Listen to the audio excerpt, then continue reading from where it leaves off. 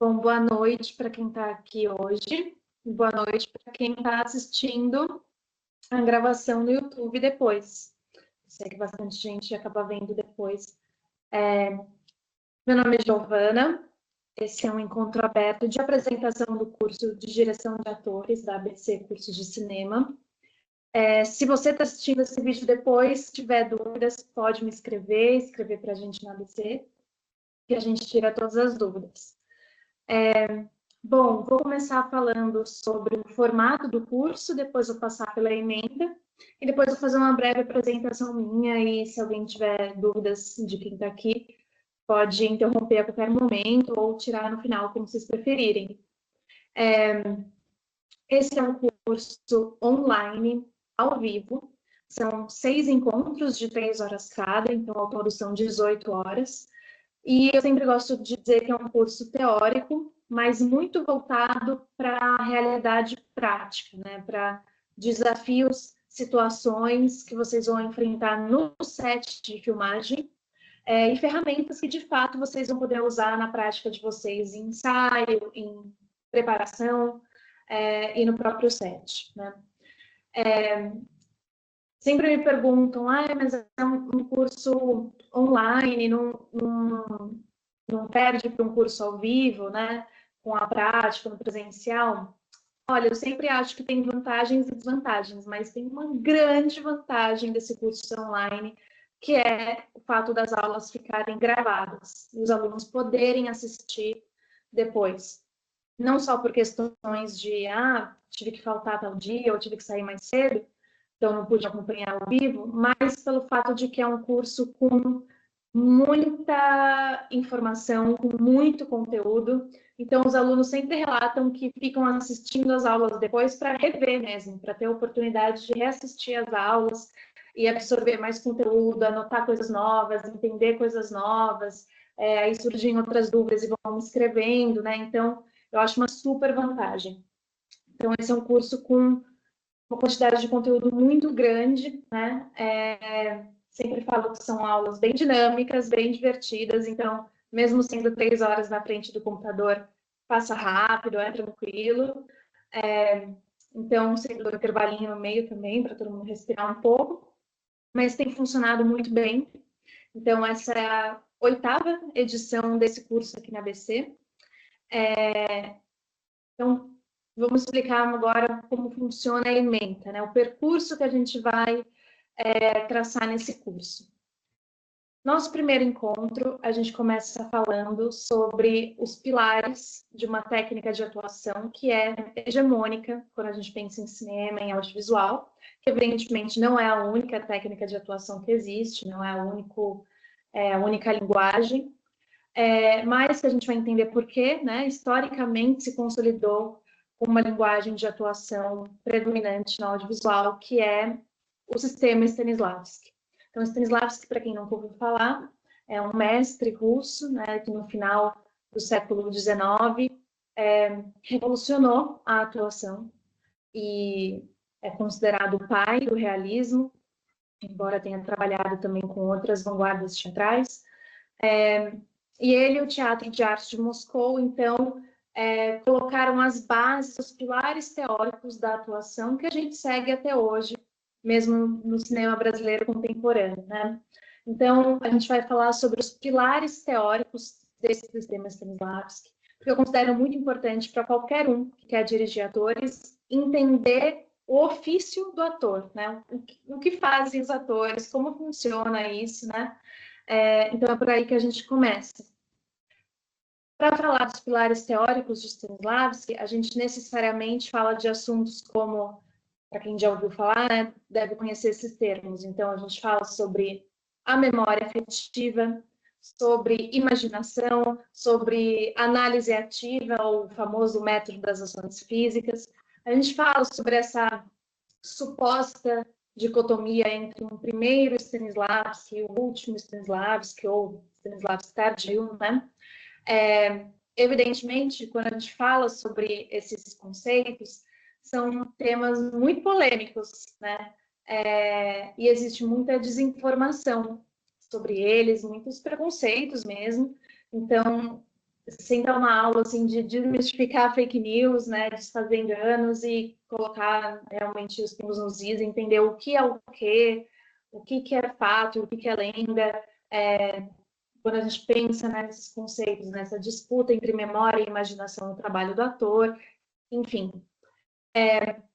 Essa é uma discussão, um debate ideológico, realmente, sobre atuação, que é um debate muito antigo, né, que já tem 100 anos, mas, ao mesmo tempo, muito atual, né? Então, a gente tem reportagens, assim, de veículos de imprensa importantes, saindo, assim, ano retrasado sobre esses temas. Então, é muito importante que quem se propõe a dirigir atores ou a preparar atores esteja familiarizado com essas discussões que são éticas e estéticas, né, sobre o trabalho do ator. Então, a gente começa por aí.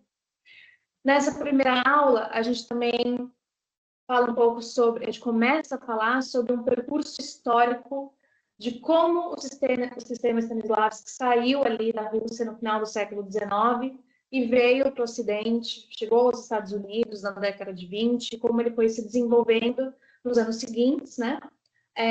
Até se consolidar no cinema norte-americano.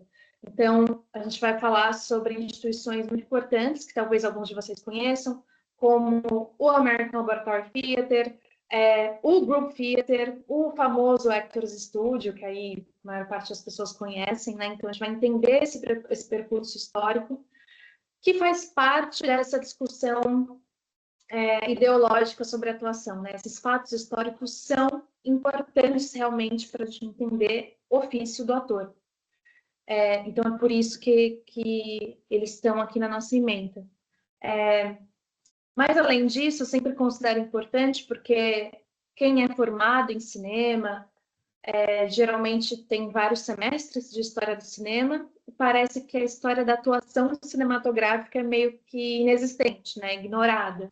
Então, como se não existisse, como se estivesse sempre lá, sempre foi assim, e não, né?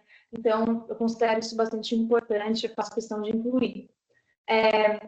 Na nossa segunda aula, segundo encontro, a gente termina esse percurso histórico, falando também de como foi a chegada das ideias de Stanislavski ao Brasil.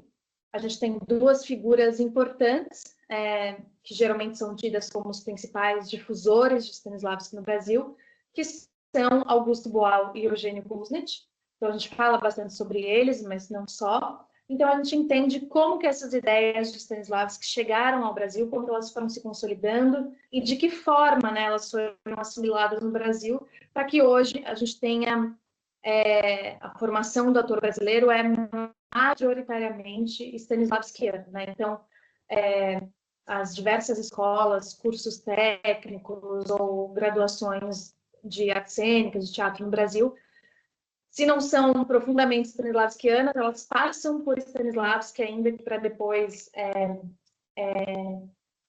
não negá-lo exatamente, mas abraçar outras vertentes, né, de atuação. Então, os atores com os quais vocês vão trabalhar no mercado vão vir dessa formação, né? Por isso que é importante que a gente conheça ela também, compreenda como ela se consolidou aqui no Brasil.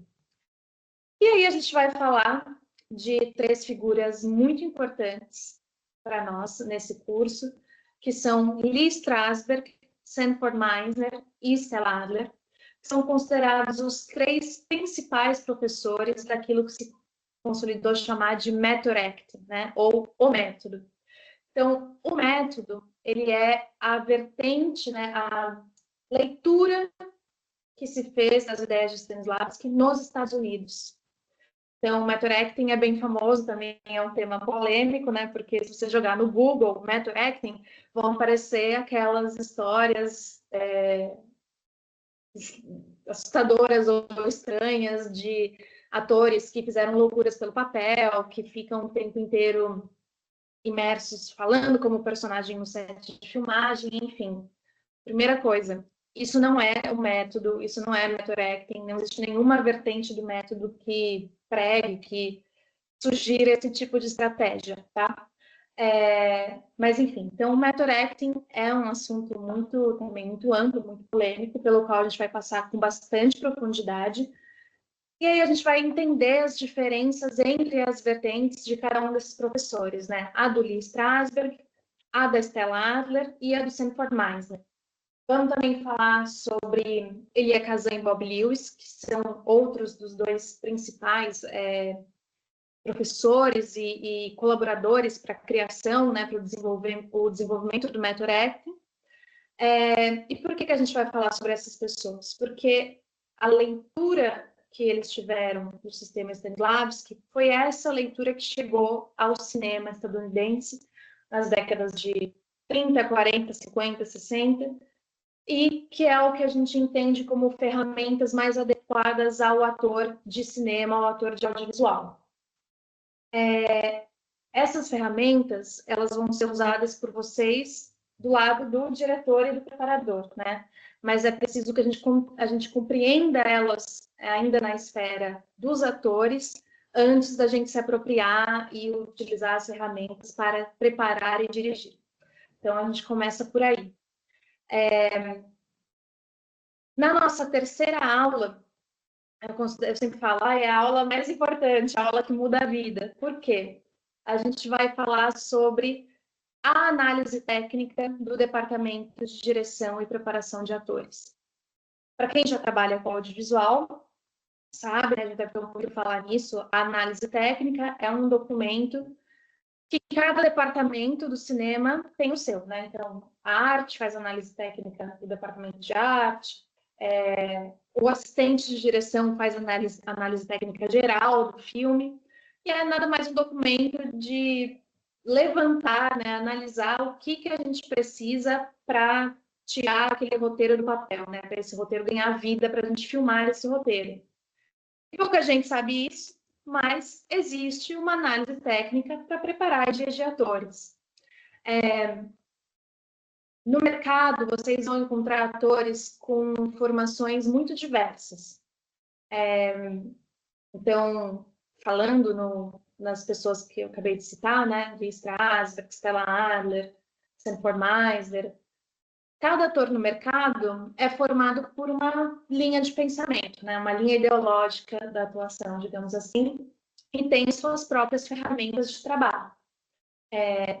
Existem bisnetos, tataranetos de toda essa linhagem, que seriam pessoas que trabalham com técnica da Ivana Chubbuck, que está muito em alta agora, Larry Moss, Eric Morris, Susan Batson, tudo isso são técnicas sempre derivadas de Stanislavski e desses três, Uta Hagen também, e desses três principais professores do método.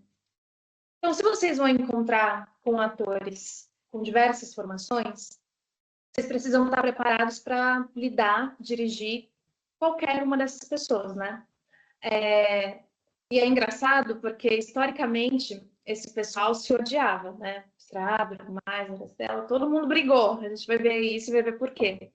E isso permanece um pouco até hoje, né? Mesmo no Brasil, de 2024. Então, às vezes, atores formados na técnica do Strasberg, eu sou Tim Strasberg, os outros não sabem de nada. Ou quem é da Stella, né? Fala, ai, não, o Strasberg, que horror, né? E por aí vai, né? Cada um tem um time. Como diretores, como preparadores, o ideal é que a gente saiba acolher e lidar todos os times, né? Que a gente não tenha o nosso próprio time, digamos assim. Então, nesse curso, eu sigo muito essa lógica, né? Então, aqui eu sempre falo, né? Não tenho a pretensão de validar ou invalidar nenhuma das vertentes derivadas de Stanislavski. Todas são muito ricas, todas trouxeram ferramentas preciosíssimas para o trabalho do ator e, consequentemente, para a gente dirigir e preparar atores. Então, eu sempre tenho esse olhar de incluir e não de tentar dizer, esse é bom, esse não é, né? Sempre falo isso também, né? Porque a riqueza das ideias de Stanislavski ela é atestada por essa diversidade de respostas que os discípulos foram dando às ideias iniciais dele, né? Então, essa diversidade é maravilhosa, não é para ser uma disputa de quem é melhor, é para a gente conhecer e agregar o máximo de ferramentas que a gente conseguir. Dito isso, Cada ator no mercado aprende a fazer análise de texto de uma forma diferente. Aqui no curso, do ponto de vista da direção de atores, a gente vai aprender uma análise que mistura conceitos de diferentes mestres professores, né? Por quê? A verdade é que vários conceitos dessa análise são iguais, são os mesmos, mas têm nomes diferentes, a depender da técnica. Então, nessa análise, eu sempre passo para vocês todos os nomes que um conceito pode se apresentar. Porque se vocês dominarem o conceito, vocês vão reconhecer esse conceito, não importa sob qual título ele se apresentar para vocês. Então, se o ator chegar falando, mas a necessidade do personagem, mas o super objetivo, mas a super tarefa, você vai saber exatamente o que é aquilo, independentemente se for o nome que você usa para aquele conceito ou não, né? Então, usando esse exemplo, né, tem um dos itens da nossa análise técnica que é a necessidade. Necessidade é um conceito que em Strasberg se chama necessidade, para Ivana Chubbuck se chama objetivo geral, em Stanislavski pode ser super objetivo, ou a depender da tradução, super tarefa. Enfim, então, 4, 5 nomes diferentes para a mesma coisa, né? Então, eu sempre passo todos os nomes e trabalho bastante para que vocês entendam o conceito, porque aí vocês sempre vão ter essa capacidade de conversar com seus atores, independentemente de qual seja a formação que esse ator tem e qual o nome que ele está acostumado a usar para pensar o texto, pensar o personagem, pensar as cenas do roteiro, tá? Então, nessa análise técnica, a gente vai trabalhar com conceitos que talvez vocês já tenham escutado, né? Então, circunstâncias, objetivo, necessidade, o evento da cena, as unidades de ação, que são os beats, os verbos de ação, as atividades, e também vamos falar sobre personalizações, substituições e particularizações, que são as diferentes formas, diferentes caminhos que esses mestres do Method Acting encontraram para que os atores se identificassem com o papel, né? A partir de si mesmos, em maior ou menor grau, usar o seu próprio repertório pessoal para compreender aquilo que o personagem passa nas cenas, e ter empatia com aquilo, né? Calçar os sapatos do personagem. Então, nessa aula, eu sempre dou vários exemplos e vocês aprendem a fazer essa análise com bastante profundidade. Essa análise, vocês depois vão ter um exercício prático individual, que vocês podem me entregar mesmo depois que o curso acaba, de fazer uma análise técnica de uma cena que vocês vão escolher, e aí vocês vão me mandar e eu vou dar feedback individual. Depois a gente fica trocando áudios no WhatsApp, enfim. Sempre falo que é muito importante isso, né? Vocês experimentarem fazer essa análise na prática, porque às vezes as pessoas entendem, falam, nossa, entendi, tá fácil, saquei tudo. Mas na hora de fazer, surgem mil dúvidas, enfim. Então, eu vejo muita evolução, assim, é muito rápido. Da primeira vez que os alunos fazem, aí eu dou um feedback. Quando fazem de novo, tá assim, show de bola a análise. Então, vocês têm essa atividade prática individual que vocês podem me mandar. Na nossa quarta aula, é a aula que a gente vai ver como aplicar na prática essa análise de texto, essa análise técnica que a gente aprendeu a fazer. Porque essa é uma análise que não é para ficar, não é assim para ficar guardada no seu caderno ou no seu computador e ficar ali bonitinha, eu analisei profundamente o meu filme. Não é sobre isso. Não é uma análise teórica, sociológica, filosófica do filme, dos personagens. É uma análise.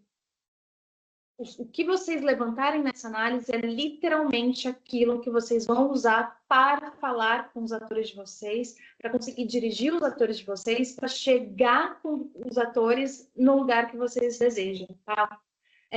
Então, ela é realmente um instrumento. Vocês vão usar essa análise no dia a dia de vocês e pro resto da vida, quando vocês forem preparar e dirigir atores, tá? Então, nessa quarta aula, a gente vê como, né? Para que serve esses conceitos todos que a gente viu na aula anterior. E para falar disso, eu sempre começo falando sobre um conceito muito importante, que é a direção de resultado. Direção de resultado parece uma coisa boa, né? Então, eu vou dirigir e vou ter resultado. Mas não é. Direção de resultado é um termo pejorativo, é uma coisa ruim que a gente deve tentar evitar ao máximo possível fazer, tá? Óbvio, a gente vai ver isso com mais profundidade durante o curso, mas direção de resultado é todo tipo de orientação que a gente dá para o nosso ator pedindo um resultado externo, uma forma. Existem vários subtipos de direção de resultado, né? Talvez o mais comum, mais famoso é o mais, menos, maior, menor, né? Como se o ator fosse uma coisa dimerizada. Outro muito comum é quando a gente dirige a partir de emoções. Então, acho que aqui você tem que estar mais bravo. Nessa hora você pode estar bem desesperada, né? Ou pior ainda, aqui você pode dar uma choradinha, né? Enfim. Ou quando a gente dirige a partir de adjetivos. Então, esse personagem aqui é bem babacão, ele é um arrogante, essa mulher aqui é muito fútil, ela é bem mimada, enfim. E quando a gente dirige, dando a musiquinha para o ator copiar, né? Então, nós diretores, a gente canta a musiquinha, né? Então, fala assim, nananana, e pede para o ator imitar, né? O jeito que a gente está falando. Se vocês já dirigiram atores, já tiveram experiência com isso, ou mesmo se tem algum ator assistindo, vocês já devem ter visto isso acontecer muito. Existem muitos diretores que dirigem dessa maneira, tá? Existem, inclusive, grandes diretores que dirigem dessa maneira. A gente vai entender por que isso é um problema, por que isso é contraproducente, por que isso vai contra o que a gente precisa como diretores, tá? Quais são os riscos de fazer direção de resultado?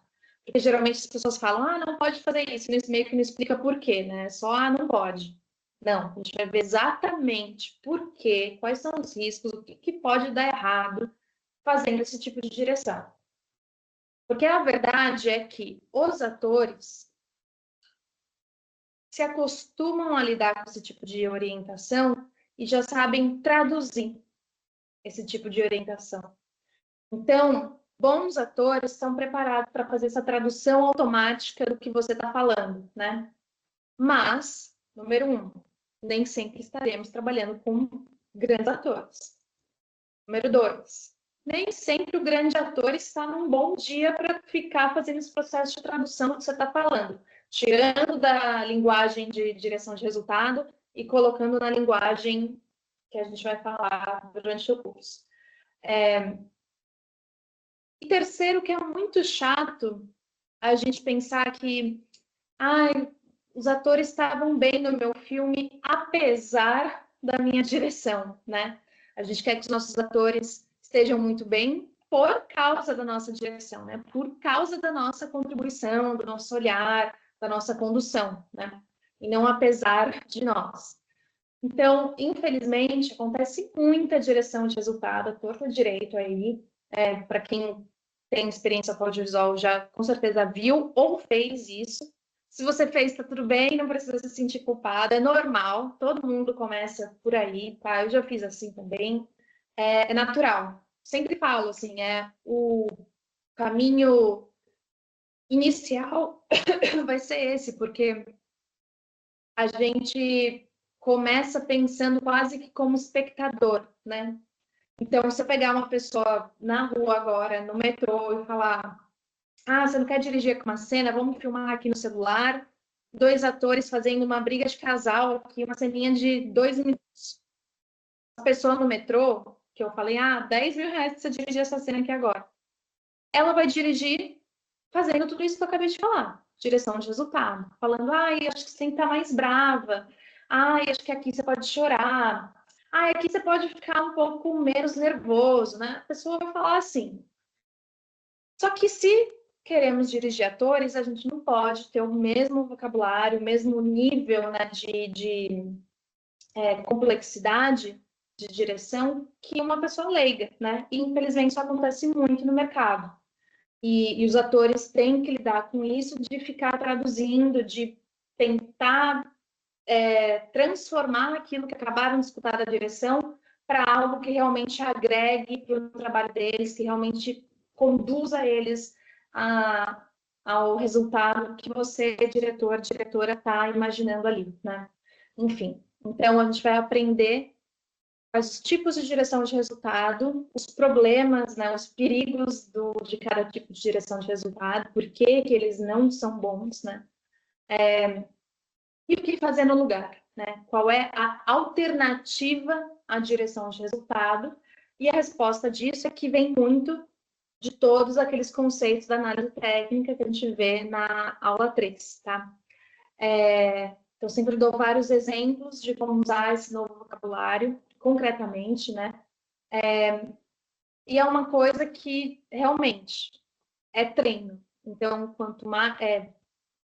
no curso, vocês vão compreender muito bem isso, vão treinar um pouco, mas é assim, quanto mais treino para abrir mão dessa linguagem do resultado e incorporar esses novos conceitos, mais fácil vai ficar, né?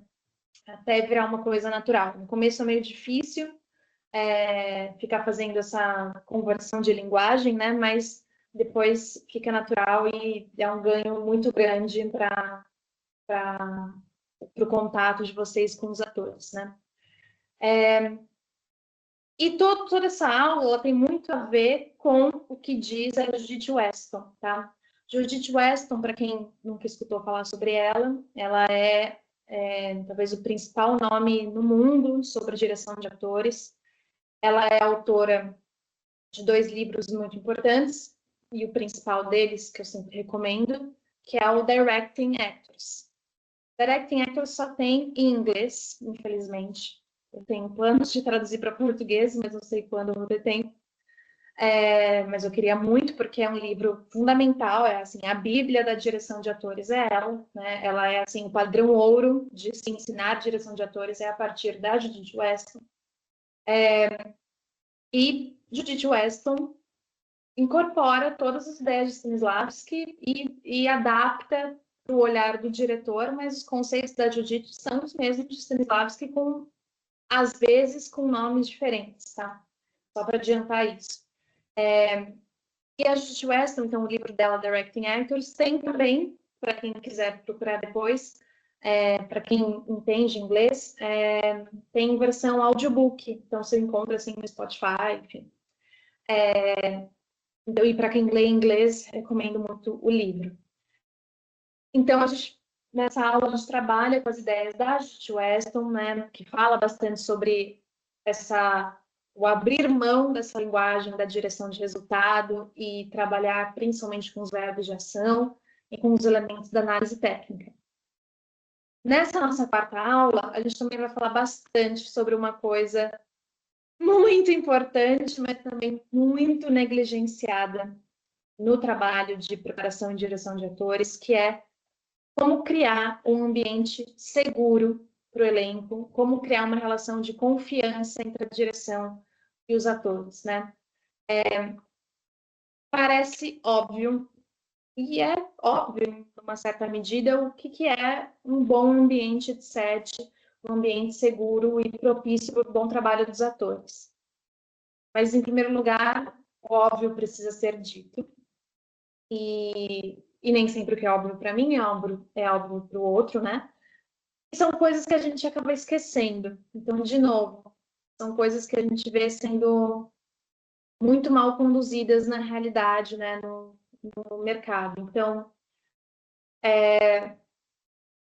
aprender a criar e manter esse ambiente seguro vai passar por coisas bastante óbvias, né? Então, um set organizado, um set em que as pessoas não estão conversando, fazendo piadinha desnecessária quando o ator está prestes a fazer uma cena super difícil emocionalmente. Tá, ok, isso é óbvio. mas existem várias outras pequenas providências que não são tão, assim, tão difundidas, digamos assim, e que fazem toda a diferença. Toda a diferença do mundo. Assim, realmente está nos detalhes. Então, eu sempre falo, né?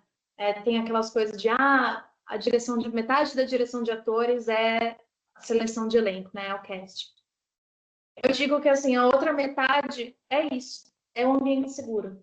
Infelizmente, é simples de fazer, mas as pessoas negligenciam muito e acabam atrapalhando muito um trabalho que foi tão cuidadosamente construído, com um investimento tão grande, por bobagem no set de filmagem. Então, a gente vai falar bastante sobre isso, né? Porque existe um pouco a ideia de que bons atores... se o fulano for bom mesmo, ele consegue ser bom, independentemente do set estar pegando fogo, de estar uma loucura, o caos. Ele cria uma bolha em torno de si, né? Ele consegue ali se concentrar mesmo assim. Isso é verdade? É, em certa medida é, porque de fato, uma das habilidades que um ator vai construindo ao longo da carreira, né, quanto mais estrada ele tem, ele vai construindo essa habilidade de se defender, de conseguir se proteger, mesmo num ambiente de set muito hostil, muito ruim. Mas, de novo, nem sempre estaremos trabalhando com grandes atores que vão ter essa super habilidade, ou nem sempre o nosso grande ator vai estar num bom dia em que ele vai ter a força de fazer isso. E, em terceiro lugar, não importa, pode ser o melhor ator do mundo. Ele pode conseguir ainda continuar te entregando um bom resultado, mas num ambiente ruim ele não vai entregar a plenitude do que ele poderia te entregar. Então, criar esse ambiente seguro, colocar em prática essas pequenas providências, esses cuidados, para ter a melhor relação possível com o seu elenco, isso faz diferença se você estiver trabalhando com não atores, com atores inexperientes, com atores iniciantes, com crianças ou com super atores, super estrelas, atores mega profissionais. Faz diferença, não importa que tipo de elenco você tem no seu filme, no seu projeto, tá? Então, se você contratou um ator que era nota 1000, ele vai continuar te entregando, assim, 900, né? Então, um rendimento ainda espetacular, maravilhoso. Mas não vai ser a plenitude do que ele poderia te dar. Então, assim, aquele 1000 já não vai estar lá. E se você contratou atores mais iniciantes, mais inexperientes, que poderiam te render, sei lá, 100, eles talvez, o rendimento deles num ambiente ruim e mal conduzido, talvez caia tanto a ponto daquela atuação chamar a atenção por estar muito ruim. E isso acaba com o seu filme, né? Mata uma cena e às vezes mata um roteiro inteiro, tá? Então, isso é muito, muito importante mesmo, e é um grande diferencial, que os atores mais elogiam, diretores, tá aí, é o assunto dessa quarta aula, porque é o que mais ajuda ou o que mais atrapalha o trabalho dos atores que você escalou, tá? Então, a gente vai falar bastante sobre isso. No nosso quinto encontro, aí a gente vai falar de estratégias e ferramentas para começar a conduzir o trabalho na pré, né? Então, a pré é a preparação, que pode ser conduzida por um preparador de elenco e ou pelo próprio diretor, diretora do filme, tá? Então, você, diretor, talvez seja a pessoa que conduza os trabalhos na pré. Então, a gente vai falar desde leitura de mesa até como a gente levanta uma cena, tipos de improvisação que a gente pode fazer para levantar uma cena, qual é a boa opção de uma leitura de mesa, né? Porque a leitura de mesa pode ser conduzida de um jeito muito contraproducente, ou de um jeito, né, produtivo, enfim. Vamos falar também sobre exercícios de preparação de elenco. Na mesma lógica do que eu estava falando para vocês sobre não se fechar com nenhuma técnica, digamos assim, né? Porque nós, diretores, vamos lidar com atores de diferentes formações e diferentes preferências e ideologias, né, de trabalho, esses exercícios de preparação que eu faço são exercícios que eu considero bem universais, bem abrangentes. Então, vocês podem aplicar esses exercícios com qualquer ator, independentemente da formação deles, da linha que eles gostam de seguir, ou que eles estão acostumados a trabalhar, e mesmo independente se for um ator ou se for um não ator, tá? Serve para criança, serve para não ator, e para atores profissionais, claro. Então, eu passo alguns exercícios que são universais nesse sentido de que conversam com qualquer ator que você tiver no seu projeto, e universais porque eles também podem ser aplicados em diferentes roteiros, diferentes dramaturgias. Então, aprendendo o exercício, você consegue flexibilizar esse exercício a depender de quais situações tem no seu roteiro, né? De quais situações, cenas os seus atores vão enfrentar naquele projeto. Então, é uma mão na roda, são exercícios também que eu considero muito seguros. Então, são exercícios em que vocês não têm a chance de machucar nem fisicamente, nem emocionalmente os atores de vocês, tá? Então, a gente está falando desde exercícios mais individuais para o ator, que vocês vão aprender a aplicar, até exercícios que eu chamo de exercícios para criar relação, né? Porque uma das principais missões que a gente tem na pré é criar as relações do roteiro. Porque mesmo que a gente tenha super atores, enfim, que vão saber lidar muito bem com as cenas daquele papel, enfim, as relações a gente nunca tem, né? Então, são pessoas que vão se conhecer em uma semana e na semana seguinte eu preciso acreditar que é um casal que está junto há 20 anos, né? Ou que são irmãos, ou que são melhores amigos há 5 anos, sei lá, né? Então, exercício para criar as relações do filme é muito importante. Então, uma boa parte dos exercícios que eu passo são com esse objetivo, tá? Quando a gente passar para tipos de improvisação e estratégias para levantamento de cena, a gente vai estar falando de um conceito que eu falei lá no começo, que é a análise ativa.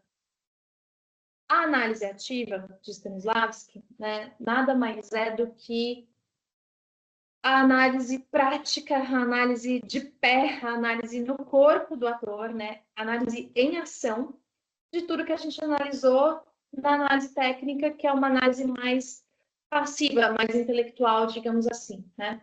Então, a gente vai ver como conduzir uma análise ativa para que ela seja o mais produtiva possível, pensando sempre que o tempo está contra nós, né, na maior parte dos projetos, por questão de orçamento, inclusive, a gente tem pouco tempo de pré, então, como a gente faz uma análise ativa mais potente possível, né, digamos assim.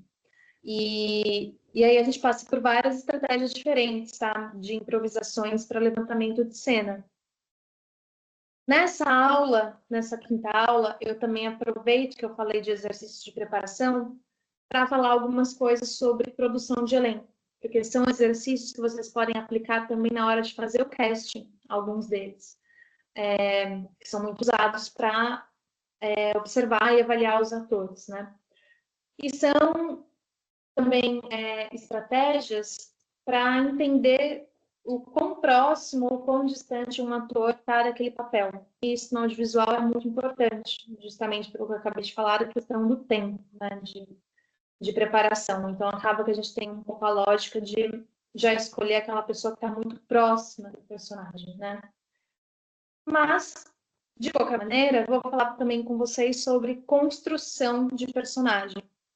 Isso eu falo muito brevemente porque não é da alçada do diretor, da diretora.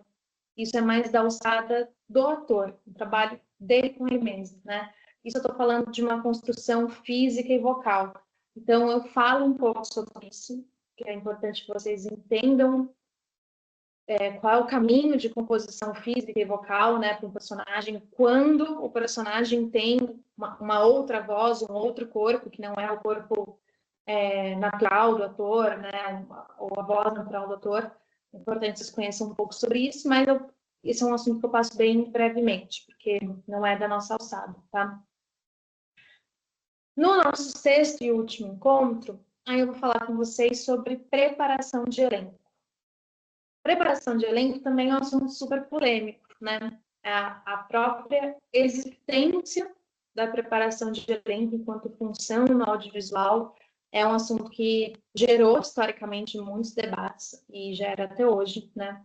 Então, a gente vai falar primeiro sobre o que é a preparação de elenco, como funciona a preparação em relação à direção, né? Se temos um projeto em que o preparador vai ser um profissional independente, então vai ter um preparador e um diretor, né? Quais são as etapas de trabalho da preparação na pré e no que consiste o trabalho do preparador de elenco se o preparador vai ao set, tá? Porque alguns preparadores, tanto alguns preparadores quanto em alguns projetos, né? Porque tem preparador que nunca vai para o set e tem preparador que depende e aí vai atender o projeto, né? Então, quando o preparador vai ao set de filmagem, quais são as atribuições do preparador, né? Então, a gente vai falar sobre isso, digamos assim, o modo de produção, né? Como se insere a preparação de elenco no projeto, como ela é pensada, quais são as etapas, as atribuições. Depois, a gente fala um pouco sobre o percurso histórico do surgimento dessa figura. E quando a gente pensa no surgimento do preparador de elenco, necessariamente, é claro, a gente tem que falar sobre a Fátima Toledo. Imagino que muitos tenham ouvido falar. Fátima Toledo é pioneira na preparação de elenco no Brasil e foi e continua sendo a profissional mais importante no sentido de quantidade de projetos e de importância desses projetos, desses filmes e dessas séries para o audiovisual brasileiro. E é também uma figura extremamente polêmica. Então, é claro que a gente vai falar sobre as denúncias, todo esse debate ético a respeito do trabalho, não só da Fátima Toledo, mas de outros preparadores de elenco, tá? Então, a gente fala bastante sobre ela. Nesse momento, a gente fala sobre o percurso histórico, né, do surgimento do preparador no cinema brasileiro. E isso implica a gente debater realmente a essência da preparação de elenco, né? A que necessidades o preparador vem atender? O preparador de elenco diminui a autonomia do diretor? É uma terceirização do trabalho do diretor, né? Então, se diz muito isso, que quando um diretor contrata, né, ou quando existe um preparador de elenco no projeto, que o diretor está terceirizando, né, delegando a direção de atores, né, uma parte da direção para esse profissional. E isso pode ser verdade, como pode não ser verdade, tá? Depende, a gente vai entender por quê e a gente vai entender realmente o que significa terceirizar a direção de atores, né? Acabar jogando isso na mão do preparador de elenco.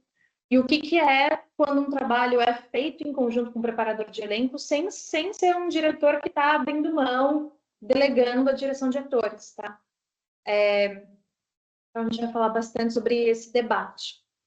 E vamos falar bastante sobre os limites éticos da preparação de elenco e da direção de atores como um todo, né? Porque o trabalho com atores na preparação e na direção é um trabalho muito delicado. A gente está lidando com o elemento humano do set de filmagem. É a única coisa que não é controlada por botões, por números, que não é matemático, não é exato, é super subjetivo. São seres humanos e a gente está trabalhando com a humanidade deles, né? Para ter é possível, é absolutamente possível ter uma condução ética e segura usando todos os conceitos que a gente vai ter visto nas outras aulas, tá? Então, a gente vai falar bastante sobre isso. Que providências a gente pode tomar para proteger os nossos atores e para que nós mesmos, para que a gente não cometa excessos, não possa ferir ninguém nos nossos processos, nas nossas conduções, né? É um assunto muito importante, muito urgente, né? Então, tem sido muito discutido agora no audiovisual brasileiro e vai ser cada vez mais, né? Principalmente, e eu sempre falo isso, né? A gente vai olhar para o histórico do cinema brasileiro, que é péssimo em relação a isso, principalmente quando a gente está falando das responsabilidades que a gente tem que ter quando a gente trabalha com não atores, né? Principalmente quando esses não atores são crianças, e principalmente quando são pessoas com algum grau ou algum tipo de vulnerabilidade social, né? Então, a gente fala também sobre esse histórico no cinema brasileiro para pensar o futuro, né? Como a gente pode fazer diferente, ter uma condução mais ética e mais segura. Eu sempre falo essa coisa do ator, o elemento humano no set, porque isso tem muito a ver com o porquê a direção de atores acaba sendo tão negligenciada ainda, né? Uma pesquisadora que se chama Adriana Santos Vasconcelos fez em 2010 um levantamento de todas as graduações, cursos técnicos de audiovisual, cinema, rádio e TV, produção audiovisual, enfim, do Brasil, e são pouquíssimos os que têm a disciplina de direção de atores ou algo similar na grade, né? E quando tem, é um semestre, enfim. E isso é uma lacuna da formação do cineasta brasileiro e que vai se refletir numa lacuna no mercado, na indústria, existe essa lacuna. Tanto é que aí mora uma das principais razões para o surgimento e consolidação do preparador de elenco no cinema brasileiro, porque muitos diretores incríveis, que têm uma carreira maravilhosa, não se sentem tão confiantes ou tão aptos a dirigir os atores, né? Então, eu sempre falo, quem quiser dirigir atores tem que um pouco abrir mão da lógica dos outros departamentos do cinema, né? E que são muito técnicos, muito objetivos, muitas vezes, e se apaixonar pelo que é incontrolável, pelo que é subjetivo, pelo que é inexato, né? Senão, só dá para dirigir animação, né? Porque na animação você consegue, vamos puxar a sobrancelha do personagem 10 centímetros para cima, sei lá, né? 1 milímetro para o lado, enfim. Um ser humano não funciona assim, né? Então, aprender a lidar com o humano é um processo que é muito... tem muito a ver com maturidade mesmo, com experiência. Então, à medida que vocês forem praticando, é claro, vai ficando bem mais tranquilo. Mas nesse curso vocês vão ter, de verdade, assim, uma gama muito ampla de ferramentas que vocês vão sair se sentindo já seguros para dirigir os atores de vocês, os projetos de vocês. Também sempre falo que, por tudo isso que eu falei, né, agora, esse é um curso indicado tanto para iniciantes quanto para profissionais, porque a maior parte dos profissionais que já dirigem tem poucas ferramentas, ou pouco conhecimento sobre o ofício do ator, né? E às vezes se vem ali com dúvidas ou com limitações em algum grau. Então, serve muito mesmo para quem já tem bastante experiência. A gente tem recebido cineastas com muita experiência no curso, e serve muito também para quem nunca ouviu falar nessas coisas todas que eu disse hoje, para quem está começando no audiovisual. Então, a gente também já recebeu assim, advogado, engenheiro, publicitário, está querendo começar no audiovisual, e o curso também funciona para esse público. Então, se você ainda é estudante ou se você vem de outra área e está começando, né, a fazer seus próprios projetos, está ali tentando entrar na cena independente, funciona super bem para você. E se você também já trabalha, tenho certeza que vai agregar muita coisa nova e muito legal, que talvez te faça rever muito das suas práticas que você tem até hoje.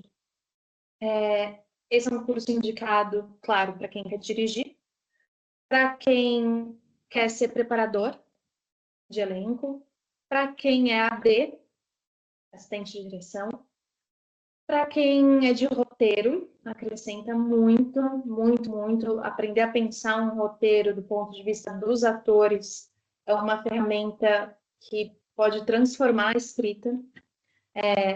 A gente já recebeu alguns roteiristas que falaram muito sobre isso.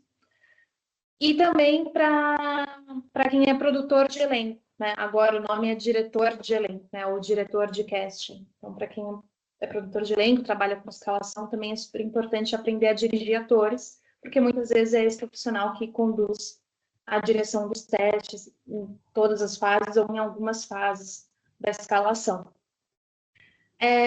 Que mais?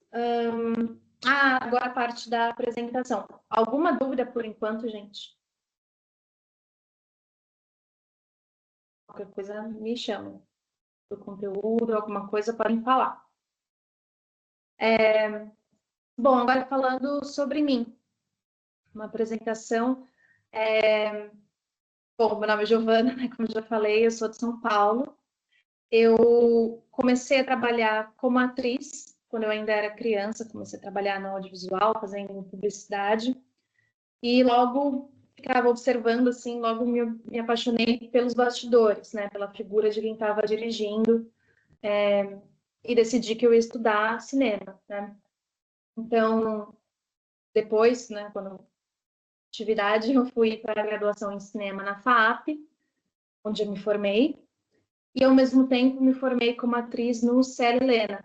Para quem não é de São Paulo, acho que talvez tenham várias pessoas do Rio aqui, o Célia Helena é uma escola bem tradicional, que é como se fosse a Cal ou o Tablão, né?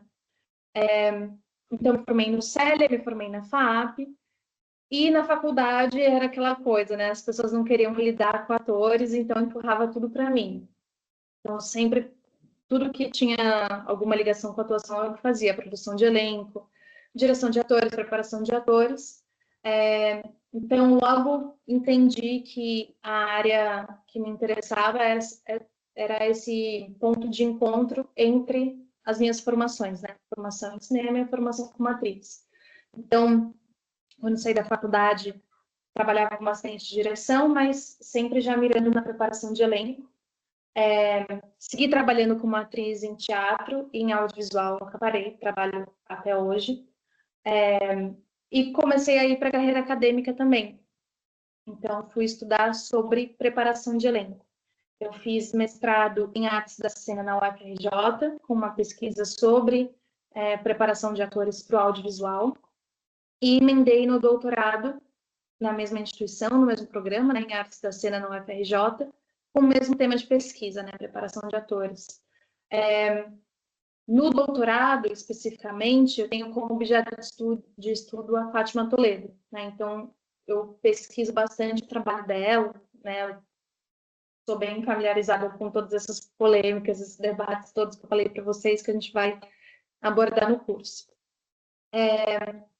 Então, depois que fui para a carreira acadêmica, comecei a dar aula, em paralelo com o trabalho como atriz, enfim.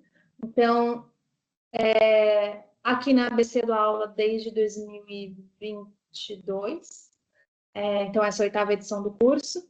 Dei aula também na graduação de Rádio e TV da UFRJ, né, durante o estágio de docência.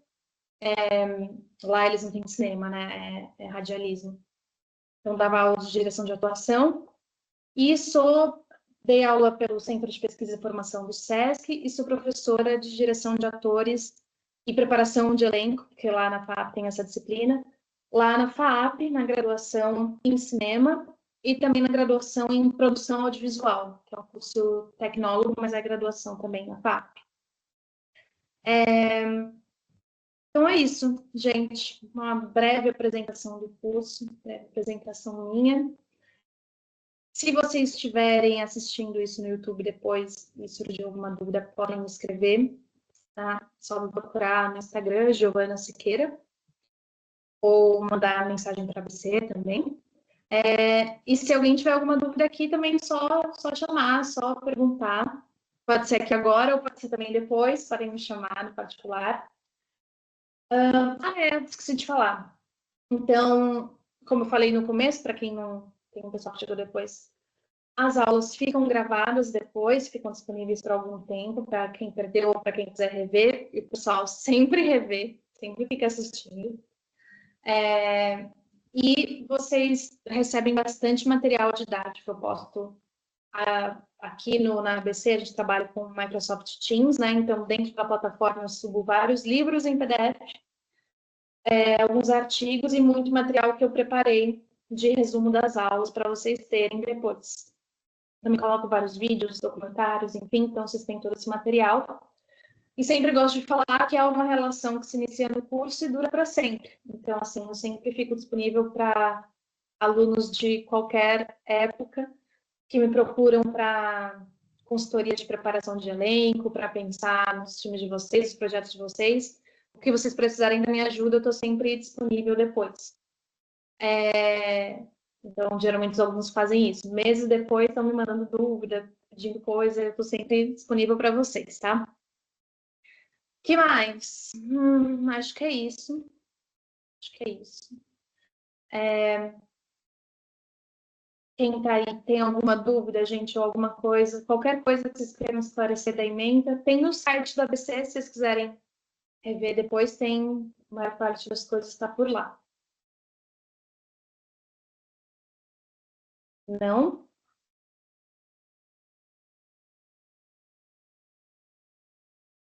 Então tá bom, gente. O nosso curso, ele começa na quarta-feira que vem, vai ser de segunda e quarta, né? São 6 encontros, como eu falei, sempre das 7 às 10, tá bom? Qualquer dúvida sobre inscrição, pagamento, tudo isso, as bolsas, enfim, tudo no site da ABC, tá? Não deixem de ir lá procurar e tirar as dúvidas de vocês, tá bom? Muito obrigada, gente. Espero encontrá-los todos no curso. Então, até, gente. Tchau. Muito obrigada, César.